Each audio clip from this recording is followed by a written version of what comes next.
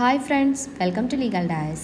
ഈ ഒരു വീഡിയോ നമ്മൾ ഡിസ്കസ് ചെയ്യാൻ പോകുന്നത് ഇൻ്റലക്ച്വൽ പ്രോപ്പർട്ടി റൈറ്റ് എന്ന് പറയുന്ന സബ്ജക്റ്റിൻ്റെ അണ്ടറിൽ വരുന്ന പേറ്റൻസ് ആക്ട് 1970 എന്നുള്ളൊരു ആക്ടിൻ്റെ അകത്തെ ഒരു ടോപ്പിക്കാണ്. അപ്പോൾ ഇതിൻ്റെ മുന്നത്തെ വീഡിയോയിൽ നമ്മൾ ഇതിൻ്റെ തന്നെ കുറച്ച് ഇമ്പോർട്ടൻറ്റ് ടോപ്പിക്സ് നോക്കിയിട്ടുണ്ടായിരുന്നു. ആ വീഡിയോ കാണാത്തവരാണെങ്കിൽ ലിങ്ക് ഡിസ്ക്രിപ്ഷനിൽ കൊടുത്തിരിക്കുകയെന്ന് ചെക്ക് ചെയ്ത് നോക്കാം.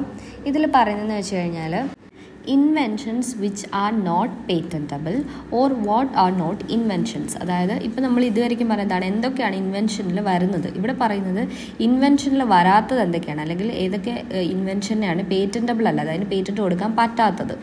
അപ്പോൾ അത് നമ്മൾ നോക്കുകയാണെന്നുണ്ടെങ്കിൽ സെക്ഷൻ 3യും അതുപോലെ തന്നെ സെക്ഷൻ 4ൻ്റെ അകത്തുമാണ്. പേറ്റൻസ് ആക്ട് 1970യുടെ സെക്ഷൻ 3 and 4 പറയുന്നത് ഏതൊക്കെ ഇൻവെൻഷൻസ് ആണ് പേറ്റൻറ്റബിൾ അല്ലാത്തത് എന്നുള്ളൊരു കാര്യം. അപ്പോൾ സെക്ഷൻ 3 ഈ 2002 അമെൻമെൻറ്റ് വഴി അമെൻഡ് ചെയ്തിട്ടുണ്ട്. അമെൻമെൻറ്റിന് ശേഷം ഈ പറയുന്ന ഏതൊക്കെ ഇൻവെൻഷൻസിനെയാണ് പേറ്റൻറ്റബിൾ അല്ല എന്ന് പറയുന്നതെന്ന് കുറച്ച് ടൈപ്പ് ഓഫ് ഇൻവെൻഷൻസ് കൊടുത്തിട്ടുണ്ട്. അപ്പോൾ അതിൽ ഫസ്റ്റ് എന്ന് പറഞ്ഞു കഴിഞ്ഞാൽ and inventions which is frivolous or which is obviously contrary to the established natural laws. എന്ന് പറഞ്ഞാൽ എന്താണ്, അത് സില്ലിയാണ് എന്ന് പറഞ്ഞാൽ ഫ്രിവലസ് ആണെന്ന് പറഞ്ഞാൽ ഭയങ്കര സില്ലി ആയിട്ടുള്ള ഒന്നാണ്, അങ്ങനെ സീരിയസ് ആയിട്ടുള്ള ഒരു ഇൻവെൻഷൻ ഒന്നുമല്ല. അല്ലെങ്കിൽ അത് നാച്ചുറൽ ലോസ് ഉണ്ട്, നമ്മൾ എസ്റ്റാബ്ലിഷ്ഡ് ആയിട്ടുള്ള സാധാരണ നിയമങ്ങളുണ്ട്. അപ്പോൾ അത്തരത്തിലുള്ള നാച്ചുറൽ ലോയ്ക്ക് കോൺട്രറി ആയിട്ടാണ് നമുക്ക് തോന്നുന്നത്. അപ്പോൾ അങ്ങനെയുള്ള ഇൻവെൻഷൻസിനെ ഒന്നും എന്താണ് പേറ്റൻറ്റബിൾ അല്ല എന്നുള്ളതാണ്.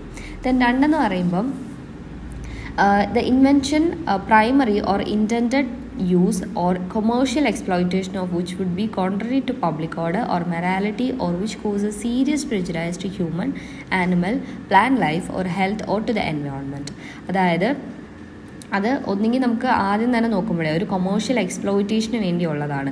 അപ്പോൾ അതല്ലെങ്കിൽ എങ്ങനെയാണ് പബ്ലിക് ഓർഡറിനോ അല്ലെങ്കിൽ മൊറാലിറ്റിക്കോ എതിരായിട്ടുള്ളൊരു ഇൻവെൻഷൻ ആയിരിക്കും. അല്ലെങ്കിൽ ഹ്യൂമൻ ബീങ്സിനോ ആനിമൽസിനോ പ്ലാന്റ് ലൈഫിനോ അല്ലെങ്കിൽ ഇവർക്ക് ആർക്കെങ്കിലും എൻവയോൺമെൻറ്റിനോ അല്ലെങ്കിൽ ഇവരുടെയൊക്കെ ഹെൽത്തിനോ ഇങ്ങനെ എന്തിനെങ്കിലും സീരിയസ് ആയിട്ടുള്ളൊരു പ്രെജുഡൈസ് കോസ് ചെയ്യാൻ സാധ്യതയുണ്ട്, സീരിയസ് ആയിട്ടുള്ളൊരു പ്രശ്നം കോസ് ചെയ്യാം. അതുപോലെ തന്നെ മൊറാലിറ്റിക്ക് എതിരാണ്. ഇങ്ങനെയൊക്കെ ഉള്ളൊരു ഇൻവെൻഷനെ ഒന്നും പേറ്റൻറ്റബിൾ അല്ല. ദെൻ 3 പറഞ്ഞു കഴിഞ്ഞാൽ എന്തെങ്കിലും ഒരു സയൻറ്റിഫിക് പ്രിൻസിപ്പിൾ ഡിസ്കവർ ചെയ്യുകയാണ്, അതായത് ഓൾറെഡി ഉള്ളൊരു സംഭവം ഇവർ ജസ്റ്റ് ഒന്ന് ഡിസ്കവർ ചെയ്തു, അല്ലെങ്കിൽ ഒരു അബ്സ്ട്രാക്റ്റ് ആയിട്ടുള്ള ഒരു തിയറി ഇവർ കുറച്ചുകൂടി കോൺക്രീറ്റ് ആയിട്ട് ഫോർമുലേഷൻ അവിടെ വരുത്തുകയാണ്, അല്ലെങ്കിൽ ലിവിങ്ങോ നോൺ ലിവിങ് ആയിട്ടുള്ളൊരു സബ്സ്റ്റൻസ് നേച്ചറിൽ തന്നെ ഉള്ളത് ഇവർ ഡിസ്കവർ ചെയ്യുകയാണ്. അപ്പോൾ അതൊക്കെ ഡിസ്കവറിയാണ്, ഇൻവെൻഷൻ എന്ന് നമുക്ക് പറയാൻ പറ്റത്തില്ല. സോ അതിനെ ഒന്നും പേറ്റൻറ്റബിൾ ആക്കാൻ പറ്റത്തില്ല. പിന്നീട് എന്തെങ്കിലും ഒരു എക്സിസ്റ്റിംഗ് ആയിട്ടുള്ളൊരു സബ്സ്റ്റൻസിന് നമുക്ക് അറിയാവുന്ന ഒരു സാധനത്തിൻ്റെ പുതിയൊരു ഫോം ഇവർ ഡിസ്കവർ ചെയ്യുകയാണ്. അതും അവിടെ എന്താണ്, മിയർ ഡിസ്കവറി മാത്രമാണ് നടക്കുന്നത്. അപ്പോൾ അങ്ങനെ വരുമ്പം എന്തെങ്കിലും അതായത് ഇപ്പോൾ ആൾക്കാർ ഉപയോഗിച്ചിരുന്ന പ്രോസസ്സിനെയോ അല്ലെങ്കിൽ ഒരു മെഷീൻ അല്ലെങ്കിൽ ഒരു സാധനം ഇതിനെയൊക്കെ ഇവർ പുതിയതായിട്ട് ഡിസ്കവർ ചെയ്യുമെന്നല്ല, അത് ജസ്റ്റ് ഒന്ന് ആ പുതിയ പ്രോപ്പർട്ടിയെ ഡിസ്കവർ ചെയ്യുന്നത് മാത്രമേ ഉള്ളൂ, അല്ലാതെ ഇവർ പുതിയതായിട്ട് ഇൻവെൻഷൻ അവിടെ നടക്കുന്നില്ല.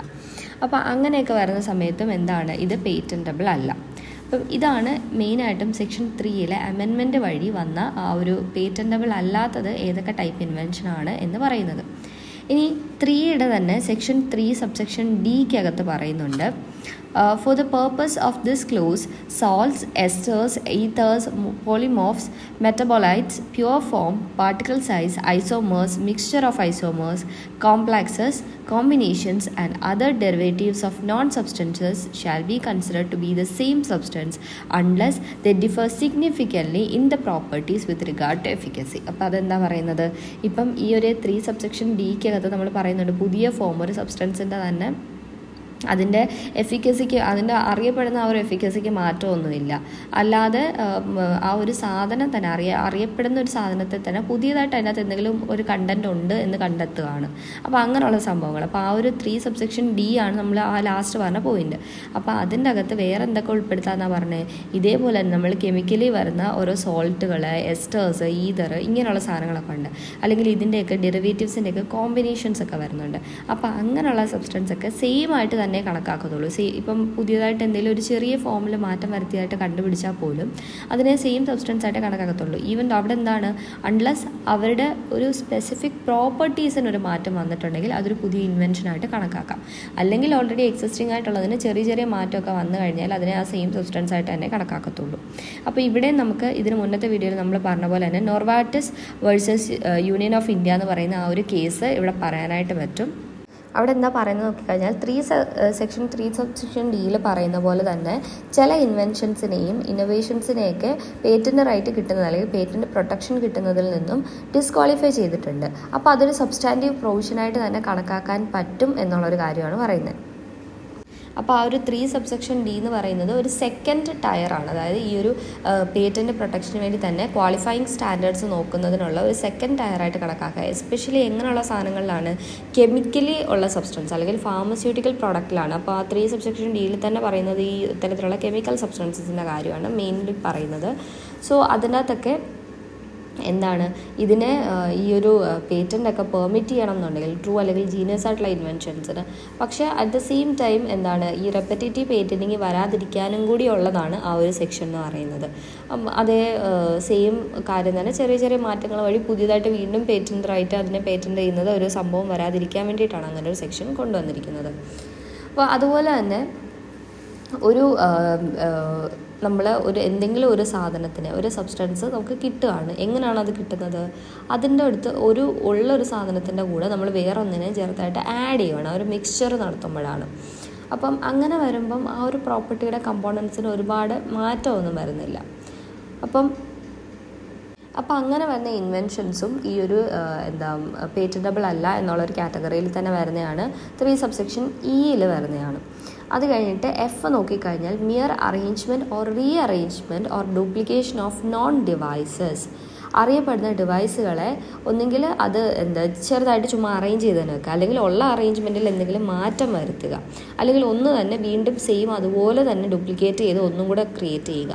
അപ്പോൾ ഇങ്ങനെയൊക്കെ വരുന്നതും അപ്പം ഒന്നും each functioning independently of one another in a known way. അതായത് ഒന്നും മറ്റൊന്നെ ഡിപ്പെൻഡ് ചെയ്യാതൊക്കെയാണ് വർക്ക് ചെയ്യുന്നത്, പക്ഷേ ഫങ്ഷൻ ചെയ്യുന്നതെങ്കിലും അവിടെ ജസ്റ്റ് അതിൻ്റെ തന്നെ സെയിം ഉള്ളതിൻ്റെ തന്നെ അറേഞ്ച്മെൻറ്റോ അല്ലെങ്കിൽ റീഅറേഞ്ച്മെൻറ്റോ ഡ്യൂപ്ലിക്കേഷനോ ഒക്കെയാണ് വരുന്നത്. സോ അതും അത്തരത്തിലുള്ള ഇൻവെൻഷൻസും പേറ്റൻറ്റബിൾ അല്ല. അത് കഴിഞ്ഞ് എച്ച് എന്നുള്ള ആ ഒരു സബ്സെക്ഷനിൽ പറയുന്നതാണ് method of agriculture or horticulture. അതും ഈ ഒരു ഇൻവെൻഷനകത്ത് വരത്തില്ല. ദെൻ ഐ പറയുന്നത് any process for the medical, surgical, curative, prophylactic, diagnostic, therapeutic or other treatment of human beings. അപ്പം അതിനുവേണ്ടി ഉപയോഗിക്കുന്ന പ്രോസസ്സുകൾ, അതായത് നമ്മൾ എന്ത് പറയുന്നുണ്ട്, ഇതിനകത്ത് പ്രോഡക്റ്റും വരും പ്രോസസ്സും വരും ഇൻവെൻഷൻ്റെ അകത്ത്, പേറ്റൻറ്റബിൾ ആകുന്നതിൻ്റെ അകത്ത്. സോ ഇത് ആകാത്തതെന്ന് പറയുമ്പോഴും നമുക്ക് ഏതെങ്കിലുമൊക്കെ പ്രോസസ്സുകളെ പറ്റിയും പറയാനായിട്ട് പറ്റും. ഇപ്പം അഗ്രികൾച്ചർ അല്ലെങ്കിൽ ഹോർട്ടിക്കൾച്ചറിൻ്റെ ആ ഒരു മെത്തേഡ് അത് വരത്തില്ലെന്ന് പറഞ്ഞു. അതുപോലെ തന്നെ മെഡിക്കലോ സർജിക്കലോ അങ്ങനെയൊക്കെ തെറാപ്യൂട്ടിക്കായിട്ടൊക്കെ ചെയ്യുന്ന ട്രീറ്റ്മെൻറ്റ്, അതിപ്പോൾ ഹ്യൂമൻ ബീങ്സിലായാലും ശരി ആനിമൽസിലായാലും ശരി, ഒരു ഡിസീസിൽ നിന്ന് അവരെ ഫ്രീ ആക്കാൻ വേണ്ടിയിട്ടോ അല്ലെങ്കിൽ അവരുടെ എക്കണോമിക്, ഇപ്പം ആനിമൽസിൻ്റെയൊക്കെ ആണെങ്കിൽ അവരുടെ എക്കണോമിക് വാല്യൂ കൂട്ടുന്നതിന് വേണ്ടിയിട്ടോ അല്ലെങ്കിൽ അവരുടെ പ്രോഡക്റ്റുകൾ നന്നാക്കി മാറ്റുന്നതിനൊക്കെ വേണ്ടിയിട്ട് എന്തെങ്കിലും മെഡിക്കലായിട്ടോ സർജിക്കലായിട്ടുള്ള മെത്തേഡ്സൊക്കെ ചിലപ്പോൾ നടത്തുമായിരിക്കും, പ്രോസസ്സൊക്കെ ചെയ്യുമായിരിക്കും. അതിനെയും ഒരു ഇൻവെൻഷനൊന്നും കണക്കാക്കാൻ പറ്റത്തില്ല. ദെൻ അടുത്ത പറയുന്നതെന്ന് വെച്ച് കഴിഞ്ഞാൽ ഇപ്പം plants and animals in whole or any part thereof other than microorganism, but including seed varieties and species is an essentially biological process for the production of propagation of plants and animals. എന്ന് പറയുമ്പോൾ എന്താണ്, ഈ ഇപ്പം micro ഓർഗാനിസത്തിൻ്റെ അല്ലാതെ ഈ seed, അതുപോലെ തന്നെ സീഡിൻ്റെ പല വെറൈറ്റീസ്, അതേ കേസ് തന്നെ പ്ലാന്റ്സിൻ്റെ വരുന്ന അതേ സംഭവം തന്നെ ആനിമൽസിൽ ഇവരുടെ പ്രൊഡക്ഷന് വേണ്ടി അല്ലെങ്കിൽ പ്രൊപ്പഗേഷന് വേണ്ടിയിട്ട് എന്തൊക്കെ പ്രോസസ്സുകൾ നടത്തുന്നു, ബയോളജിക്കലായിട്ട് നടത്തുന്ന പ്രോസസ്സുകൾ, അത്തരത്തിലുള്ള അതൊന്നും ഇൻവെൻഷൻ എന്ന് നമുക്ക് പറയാം. ഇപ്പോൾ പുതിയതായിട്ടൊരു സംഭവം അതിലൂടെ വരുന്നു എന്ന് പറഞ്ഞിട്ട് കാര്യമില്ല, അവിടെ ഇൻവെൻഷൻ അവിടെ നടക്കുന്നില്ല. പിന്നെന്ന് പറഞ്ഞു കഴിഞ്ഞാൽ ഇപ്പം മാത്തമാറ്റിക്കലി എന്തെങ്കിലും ചെയ്യുന്നു, അല്ലെങ്കിൽ ഒരു ബിസിനസ് മെത്തേഡോ അല്ലെങ്കിൽ ഒരു കമ്പ്യൂട്ടർ പ്രോഗ്രാമൊക്കെ ചെയ്യുന്നു, ഇതും ഇൻവെൻഷനിൽ വരത്തില്ല. അതുപോലെ തന്നെ ലിറ്റററി, ഡ്രാമറ്റിക്, മ്യൂസിക്കൽ ഒരു artistic work or any other artistic creation whatsoever including cinematographic works and television productions. അപ്പം ഈ പറയുന്ന സിനിമാറ്റോഗ്രാഫിക് വർക്കുകളോ അല്ലെങ്കിൽ ടെലിവിഷൻ പ്രൊഡക്ഷനോ ഇങ്ങനെയുള്ളതൊന്നും വരത്തില്ല. ലിറ്റററിയോ ഡ്രാമറ്റിക്കോ അങ്ങനെ എസ്തറ്റിക്കായിട്ട് വരുന്ന ക്രിയേഷൻസ് ഒന്നും വരത്തില്ല. പിന്നെ അടുത്ത പോയിൻ്റ് എന്തെങ്കിലും ഒരു mere scheme or rule or method of performing mental act or method of playing A game. അതും ഒരു പ്രോസസ്സാണ് പറയുന്നത്. ഒരു ഗെയിം പ്ലേ ചെയ്യുന്ന ഒരു മെത്തേഡ് അല്ലെങ്കിൽ ഒരു മെൻ്റൽ ആക്ട് പെർഫോം ചെയ്യുന്ന ഒരു രീതി, ആ ഒരു പ്രോസസ്സ്, ഇങ്ങനെയുള്ള പ്രോസസ്സും എന്തല്ല, പേറ്റൻറ്റബിൾ അല്ല. ദെൻ ഒരു പ്രസൻറ്റേഷൻ ഓഫ് ഇൻഫർമേഷൻ പ്രസൻറ്റ് ചെയ്യുന്നതും അതൊരു ഇൻവെൻഷനായിട്ട് കണക്കാക്കാൻ പറ്റത്തില്ല. ദെൻ അത് കഴിഞ്ഞിട്ട് എന്താണ് പിന്നെ പറയുന്നത്, ട്രഡീഷണൽ നോളജ് ഉള്ളൊരു സംഭവം. അത് ഇതുപോലെ തന്നെയാണ് നമ്മൾ അതിൻ്റെ അഗ്രിഗേഷൻ അല്ലെങ്കിൽ അതിൻ്റെ കൂടെ വേറെ എന്തെങ്കിലും കൂടെ ആഡ് ചെയ്യുന്നതോ അല്ലെങ്കിൽ അതിനെ തന്നെ വീണ്ടും ഡ്യൂപ്ലിക്കേറ്റ് ചെയ്യുന്നതോ അതിൻ്റെ നോൺ പ്രോപ്പർട്ടീസ് അതുപോലെ ട്രഡീഷണലി അങ്ങനെ തന്നെ നിൽക്കുകയാണ്, അതിൻ്റെ കമ്പോണൻ്റ് എന്ന് പറഞ്ഞിട്ടുണ്ട്. പിന്നെ ഇനി നമ്മൾ അതിൻ്റെ അകത്ത് എന്ത് ആഡ് ചെയ്തെന്ന് പറഞ്ഞാലും അതൊരു ഇൻവെൻഷൻ അല്ല. പിന്നെ സെക്ഷൻ 4 അകത്ത് അറ്റോമിക് എനർജി ആയിട്ട് ബന്ധപ്പെട്ടിട്ടുള്ള ഇൻവെൻഷൻസിനെ പറ്റിയാണ് സെക്ഷൻ 4 പറയുന്നത്. അപ്പോൾ ഇത്രയാണ് section 3 inventions which are not patentable എന്നുള്ളൊരു കാര്യം പറയുന്നത്. സോ അതിനകത്ത് കുറച്ച് പോയിൻറ്റ്സ് എല്ലാം ഓർത്ത് വെക്കുക. ഏകദേശം ഒരു സബ്സെക്ഷനൊക്കെ വരുന്നത് Q വരെ പറയുന്നുണ്ട്, A തൊട്ട് Q വരെ. അപ്പോൾ അത്രയും അതിനകത്ത് കുറച്ചെങ്കിലുമൊക്കെ സെക്ഷൻസ് ഓർത്ത് വെക്കുക. പിന്നെ അതിനകത്ത് ബേസിക് ഐഡിയാസ് മനസ്സിലാക്കുക. ഏതൊക്കെ പ്രോസസ്സുകളും വരത്തില്ല, അതുപോലെ തന്നെ പ്രോഡക്റ്റുകളും വരത്തില്ല എന്നുള്ളൊരു കാര്യം, എന്തൊക്കെ തരത്തിലുള്ള, പിന്നെ ഡിസ്കവറീസ് ഒന്നും വരത്തില്ല, ഇങ്ങനെയുള്ള കാര്യങ്ങളൊക്കെ പറഞ്ഞു. അപ്പോൾ ഇതൊക്കെ പേറ്റൻറ്റബിൾ അല്ലാത്ത ഇൻവെൻഷൻസിൻ്റെ കാര്യമാണ്. അപ്പോൾ ഇതിനകത്ത് ഇല്ലസ്ട്രേഷൻ നോക്കുകയാണെന്നുണ്ടെങ്കിൽ process of treating malignant tumour cells is not patentable എന്ന് പറഞ്ഞാൽ എന്താണ്? ഈ മാലിഗ്നൻറ്റ് ട്യൂമർ എന്ന് പറയുമ്പോൾ അൺകൺട്രോളബിൾ ആയിട്ട് ഇങ്ങനെ സെൽസ് ഗ്രോ ചെയ്തിട്ട് അത് സ്പ്രെഡ് ചെയ്യുകയാണ്. ഇങ്ങനെ ആ ഒരു ഡിസ്റ്റൻറ്റ് ഏരിയാസിലൊക്കെ ആ ഒരു ട്യൂമർ സ്പ്രെഡ് ആവുന്നതാണ്. അപ്പം അങ്ങനെയുള്ള മാലിഗ്നൻറ്റ് ട്യൂമേഴ്സിനെയൊക്കെ ഇപ്പോൾ ഏതെങ്കിലും ഒരു പ്രോസസ്സ് വഴി അല്ലെങ്കിൽ ഒരു മെത്തേഡ് വഴി ട്രീറ്റ് ചെയ്യുകയാണ്, ഒരു അസുഖം ഭേദമാക്കാൻ വേണ്ടി ചെയ്യുകയാണ്. അപ്പോൾ അങ്ങനെ ചെയ്യുമ്പോഴും അതൊരു ഇൻവെൻഷൻ എന്നോ അല്ലെങ്കിൽ ഒരു പേറ്റൻറ്റബിൾ ആയിട്ടുള്ളൊരു കാര്യമാണെന്ന് പറയാൻ പറ്റത്തില്ല.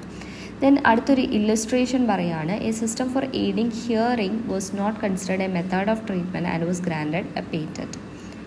അതായത് ഇപ്പം നമ്മൾ പറഞ്ഞാൽ ട്രീറ്റ്മെൻറ്റായിട്ട് വരുന്നതൊന്നും നമുക്ക് പേറ്റൻറ്റ് കൊടുക്കാൻ പറ്റത്തില്ല. പക്ഷേ ഈ ഹിയറിങ്ങിന് വേണ്ടി എന്തെങ്കിലും ഒരു എയ്ഡ് കൊടുക്കുകയാണ്, അവരെ ഇപ്പോൾ ചെവി കേൾക്കാത്തവർക്ക് എന്തെങ്കിലും ഹെൽപ്പ് ചെയ്യാൻ വേണ്ടി എന്തെങ്കിലും ഒരു ഇൻസ്ട്രുമെൻറ്റ് കണ്ടുപിടിക്കുന്നു അല്ലെങ്കിൽ അങ്ങനെയുള്ള എന്തെങ്കിലും ഒരു മെത്തേഡ് ഉപയോഗിക്കുന്നു. അപ്പോൾ അതിനെ നമുക്ക് മെത്തേഡ് ഓഫ് ട്രീറ്റ്മെൻറ്റ് കാറ്റഗറിയിൽ പെടുത്താൻ പറ്റത്തില്ല. പകരം അതിനെ പേറ്റൻറ്റ് കൊടുക്കാൻ പറ്റുന്ന ഒരു കാര്യമാണ്. കാര്യം അത് പുതുതായിട്ട് കണ്ടുപിടിച്ച് ഹിയറിങ്ങിന് എയ്ഡിങ്ങിന് വേണ്ടിയിട്ടുള്ളൊരു സിസ്റ്റമാണത്. അപ്പോൾ അങ്ങനെ വരുന്നത് പേറ്റൻറ്റ് കൊടുക്കാൻ പറ്റും. ആ ഒരു ട്രീറ്റ്മെൻറ്റ് എന്നുള്ള മെത്തേഡിൽ അതിനെ കൺസിഡർ ചെയ്യാൻ പറ്റത്തില്ല. ഇനി അത് കഴിഞ്ഞിട്ട് നമുക്കൊരു കേസ് നോക്കാം, Hindustan liver limited versus Godrej soaps limited and others എന്ന് പറഞ്ഞിട്ടൊരു കേസ്. അപ്പോൾ ഇതിനകത്ത് ഈ പ്ലെയിൻറ്റിഫ് ഒരു ഇഞ്ചക്ഷന് വേണ്ടി ഒരു സ്യൂട്ട് ഫയൽ ചെയ്യാണ്. അപ്പോൾ ഇഞ്ചക്ഷൻ തൽക്കാലത്തേക്ക് അത് എന്തെങ്കിലും ഒരു കാര്യം ചെയ്യുന്നതെന്ന് വളരെ റെസ്ട്രിക്റ്റ് ചെയ്ത് വെക്കുന്നതിനാണ് ഇഞ്ചക്ഷൻ ഓർഡർ കൊടുക്കുന്നത്. അപ്പം ഇവിടെ എന്തിനായിരുന്നു ഈ ഇഞ്ചക്ഷൻ ഓർഡർ കൊടുക്കണം എന്ന് പറഞ്ഞിട്ട് സ്യൂട്ട് ഫയൽ ചെയ്യുന്നത് എന്തിനാണ്? For the infringement of patent relating to soap manufactured in accordance with the patent and marked under the trade mark Vigil. Vigil എന്ന് പറഞ്ഞൊരു ട്രേഡ് മാർക്കിൻ്റെ അണ്ടറിലും അതുപോലെ തന്നെ ഒരു പേറ്റൻറ്റ് റൈറ്റ് ഇവർക്ക് കിട്ടിയിട്ടുണ്ട്. അതിൻ്റെ അടിസ്ഥാനത്തിൽ ഇവർ സോപ്പ് മാനുഫാക്ചർ ചെയ്യുന്നുണ്ടായിരുന്നു. അപ്പം ആ ഒരു പേറ്റൻറ്റിന്, ആ ഒരു സോപ്പ് മാനുഫാക്ചർ ചെയ്യുന്ന ആ ഒരു പേറ്റൻറ്റ് റൈറ്റിന് ഇൻഫ്രിഞ്ച്മെൻറ്റ് വരുത്തി എന്ന് പറഞ്ഞിട്ടായിരുന്നു ഇവർ ഇഞ്ചക്ഷന് വേണ്ടി ഈ പ്ലെയിൻറ്റിഫ് സ്യൂട്ട് ഫയൽ ചെയ്യുന്നത്. അപ്പോൾ ഡിഫൻഡൻറ്റ് കണ്ടൻറ്റ് ചെയ്തത് എന്താണ്? ഒരു ഡിറ്റർജൻറ്റ് ബാർ മേക്ക് ചെയ്യുന്നത് അതിനകത്ത് ഇപ്പം ഈ ഒരു സോപ്പിൻ്റെ അകത്ത് തന്നെയുള്ള പല പേഴ്സൻ്റ് ആ ഒരു എമൗണ്ട് കാണും, അതിൻ്റെ അതേ കണ്ടൻറ്റ് കാണും. അതുപോലെ തന്നെ അതിൻ്റെ നോൺ സോപ്പ് ഡിറ്റർജൻസ് കാണും, അതുപോലെ തന്നെ വാട്ടർ ഇൻസോളബിൾ ഫില്ലേഴ്സ് കാണും. ഇങ്ങനെയൊക്കെ സ്റ്റാർച്ച് ഇതുപോലെയൊക്കെയുള്ള അങ്ങനെ പല പല സാധനങ്ങളൊക്കെ പുതുതായിട്ട് ആഡ് ചെയ്യുന്നുണ്ട്. അപ്പോൾ അത് ന്യൂ അല്ല. അപ്പോൾ അതുകൊണ്ട് തന്നെ അവിടെ നോൺ നോവൽറ്റിയാണ്. എന്ന് വെച്ചാൽ ന്യൂനെസ്സോ നോവൽറ്റിയോ അവിടെ ഇല്ല. നോൺ നോവൽറ്റി ഉള്ളത് കൊണ്ട് തന്നെ അതിനെ ഒരു പേറ്റൻറ്റിൻ്റെ സബ്ജക്റ്റ് മാറ്റർ ആക്കാനായിട്ട് പറ്റത്തില്ല. അപ്പം കോടതി ഇവിടെ പറഞ്ഞ കാര്യം എന്താണ്?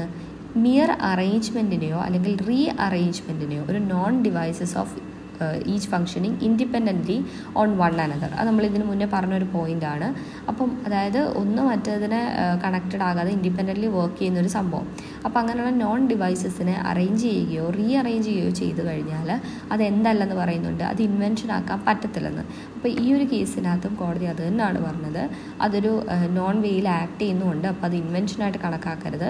സെക്ഷൻ 3 പ്രകാരമാണ് അത് ഇൻവെൻഷൻ അല്ല എന്ന് പറഞ്ഞത്, പേറ്റൻറ്റ്സ് ആക്ട് 1970 സെക്ഷൻ 3 പ്രകാരം. അപ്പോൾ ഇതാണ് ആ ഒരു Hindustan liver limited versus Godrej soaps limited and others പറയുന്ന കേസിനകത്ത് കോടതി പറഞ്ഞൊരു കാര്യം. അപ്പം ഈ ഒരു ടോപ്പിക്ക് ഇത്രയേ ഉള്ളൂ. അതായത് inventions which are not patentable എന്നുള്ളതിൻ്റെ അകത്ത് ഇത്രയും കാര്യങ്ങളാണ് നമ്മൾ പറഞ്ഞത്. ഇനി നമുക്ക് അടുത്തൊരു ടോപ്പിക്ക് ഇതിൻ്റെ ബാലൻസ് വീഡിയോയിൽ ഡിസ്കസ് ചെയ്യാം.